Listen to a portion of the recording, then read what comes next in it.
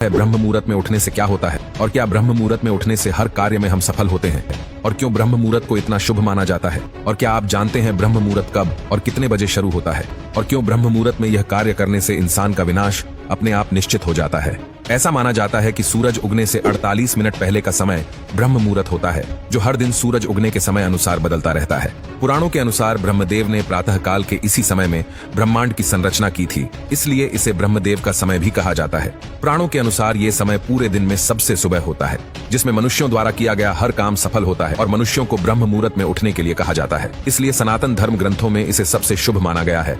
सनातन धर्म के महापुराणों में से एक ब्रह्म पुराण में ब्रह्म मुहूर्त के विषय में लिखा गया है कि एक दिन में 8 प्रहर होते हैं, से 4 दिन में और 4 रात में होते हैं और हर मुहूर्त कम से कम 3 घंटे का होता है। ब्रह्म मुहूर्त को धार्मिक क्रियाओं के लिए सबसे महत्वपूर्ण समय माना जाता है और ब्रह्म मुहूर्त के विषय में यह मान्यता है कि जो कोई भी व्यक्ति ब्रह्म मुहूर्त में उठकर स्नान करके ईश्वर की भक्ति करता है तो इसे जीवन में सफलता अवश्य मिलती है, क्योंकि माना जाता है कि सृष्टि के रचयिता ब्रह्मदेव स्वयं इस मुहूर्त में भक्तों की प्रार्थना सुनते हैं। साथ ही इस मुहूर्त में सभी देवी देवता भी अपने भक्तों की प्रार्थना को अनदेखा नहीं करते हैं। इसके अलावा ब्रह्म मुहूर्त को योगा करने, ध्यान लगाने और पढ़ने वाले विद्यार्थियों के लिए सबसे उचित समय माना जाता है, क्योंकि माना जाता है कि इस समय उठने वाले व्यक्ति का मस्तिष्क ढेर तक सोने वाले व्यक्ति के मस्तिष्क के मुकाबले ज्यादा सक्रिय होता है।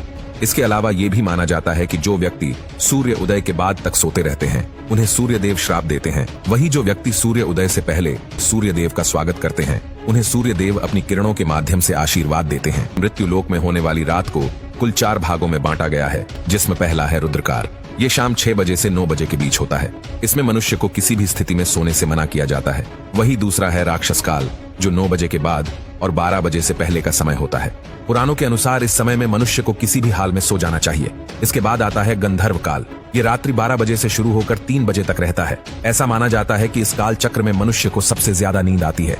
इसके बाद आता है चौथा और अंतिम मनोहर काल। पुराणों के अनुसार मनुष्यों को मनोहर काल में किसी भी परिस्थिति में बिस्तर छोड़ देना चाहिए, क्योंकि यही वो समय होता है जब पृथ्वी से आध्यात्मिक ऊर्जा या ब्रह्मांडीय ऊर्जा का संचार सबसे ज्यादा होता है और इस दौरान किया गया कोई भी कार्य सफल होकर ही रहता है।